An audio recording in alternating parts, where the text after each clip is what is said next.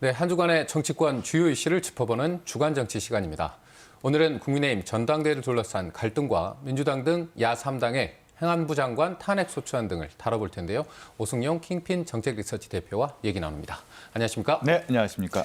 일단 국민의힘 전당대회 상황부터 좀 살펴보죠. 김기현, 안철수 양강 구도로 돌아가는 판이었는데 이른바 윤한 발언에 대한 대통령실의 경고, 이게 나오면서 살짝 판이 흔들리는 모양새인데 어떻게 평가하십니까? 일단 대통령의 노골적인 전당대회 개입이다 이렇게 이야기해야 될 것 같습니다. 지지 후보를 밝히지는 않았지만 지지하지 않는 후보, 찍어서는 안 되는 후보를 공개 저격함으로써 사실상 전당대회 판세를 대통령이 나서서 정리하고 있는 형국인 것 같고요.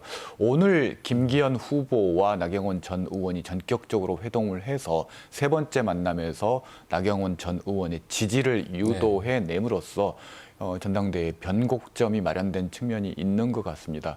의외로 전당대회가 싱겁게 끝날 그럴 가능성이 갈수록 커졌다고 볼 수 있을 것 같습니다. 네, 결국 유승민 또 나경원에 이어서 안철수 의원까지 이른바 윤심이 당권 경쟁 구도를 집어삼키고 있다, 이렇게 평가할 수 있겠네요. 네, 그렇습니다. 방금 말씀드렸듯이 전당대회의 유일한 이슈가 윤심, 즉 윤석열이 선택한 사람이 누구냐에 따라서 지금 구도가 형성이 되고 있다라는 거죠.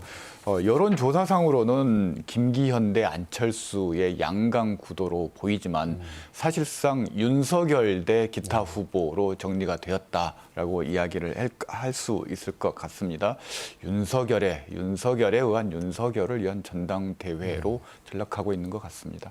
또 이번 사안을 좀 지켜보면 대통령실의 이 당무 개입, 이게 어디까지 또 가능한지, 또 지금의 전개가 적절한지 이런 부분에 대한 해석도 좀 필요할 것 같은데요. 일단 당내 선거이기 때문에 선출직 공직자의 중립 의무라든지 법적 제재 이런 부분은 없습니다. 그렇지만 역사상 유례가 없는 대통령이 공개적으로 특정 후보를 저격하는 전당대회 과정에서 저격하는 일들이 벌어지고 있는데 결과적으로 박근혜 당시 대통령 시절의 집권당, 이른바 책임 있는 집권 정당이 아니라 대통령의 친위대로서 집권당이 좀 가고 있는 것 아닌가. 또 하나 주목해야 될 부분은 엄격한 상명하복의 조직, 검찰식 조직으로 국민의힘이 재편된다면 과연 총선에서 중도층들이 어떤 선택을 할지 결코 긍정적으로 선택을 하지는 않을 것 같습니다. 결국 이러니까 안철수 의원이 이번 당권 경쟁 끝까지 갈 수 있을 거냐, 이런 부분에 대한 또 관심도 있을 것 같습니다. 일단 중도 사퇴설이 있었지만 일축을 했습니다. 1위 후보가 사퇴하는 거 봤냐? 뭐 이런 얘기를 했습니다. 어제 대통령실에서 강도 높은 발언이 나오자 앞으로 윤핵관, 윤환연대 표현을 쓰지 않겠다. 뭐 바로 좀 꼬리를 내리는 그런 모양새였는데요. 앞서 말씀드렸듯이 이번 전대의 변곡점이 될 수 있었는데 조금 그런 선택과는 좀 거리가 멀었던 것 같습니다. 과거 김영삼 전 대통령 시절이었다면은 아무 말 없이 칩거해서 저항하는 모습을 보여줌으로써 구도를 한꺼번에 바꾸는 그런 어떤 변화를 시도했을 것 같은데 강자에게 약한 안철수 후보의 이미지가 이번에도 확인됐다, 이렇게 말씀드릴 수 있을 것 같습니다. 또 이런 가운데 민주당 이야기를 좀 해보면 민주당 중심으로 야3당이 이상민 행안부 장관의 탄핵 소추안을 발의를 했습니다. 내일 본회의에서 사실상 무난히 통과될 걸로 보여지는 상황인데 이번 야3당의 탄핵 소추안 발의 과정 어떻게 좀 지켜보셨나요? 일단 야3당 이태원 참사 부실 대응의 책임을 물어서 이상민 행안부 장관에 대한 탄핵 소추안을 제출을 했습니다. 173명의 의원이 이 탄핵 소추안에 서명을 했기 때문에 재적 의원 과반수로 가결이 되기 때문에 무난하게 가결이 될 것 같습니다. 국정조사에서 이야기했던 이상민 장관에 대한 문체, 이런 부분들이 대통령실에서 거부했기 때문에 벌어진 일인데요. 민심이 어떻게 움직이느냐를 좀 유심히 봐야 될 것 같습니다. 일단 가결이 된다면 이상민 행안부 장관은 직무 정지 상태가 됩니다.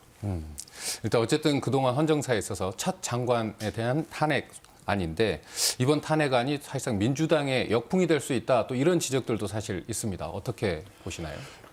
그렇게 보는 근거 중에 하나는 지난번에 가결되었던 해임 건의안의 경우는 정치적 윤리적 책임을 묻는 측면이 있기 때문에 그걸 수용하지 않는다 하더라도 정치적으로 다투면 될 문제지만 탄핵 소추안의 경우는 헌법재판소에서 180일 이내에 심판을 하도록 돼 있습니다. 6명 이상의 헌법재판관이 찬성을 해야 되는데 만약에 기각됐을 경우 이 탄핵 소추안 발의의 모든 책임을 지게 되는데 그 가능성이 탄핵 소추안의 경우는 이른바 사법과정, 형사적인 책임을 따지는 경향이 있기 때문에 지난번 경찰 특수본 수사 결과 발표에서 이상민 장관은 법적으로 책임질 부분이 없다라고 이미 발표한 부분이 있어서 아마 야3당이 그런 부분들을 일부에서 좀 우려를 하고 있는 것 같습니다. 네.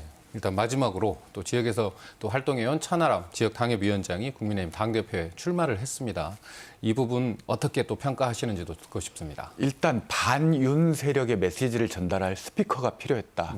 그래서 아마 천하람 위원장이 출마를 한 것 같습니다.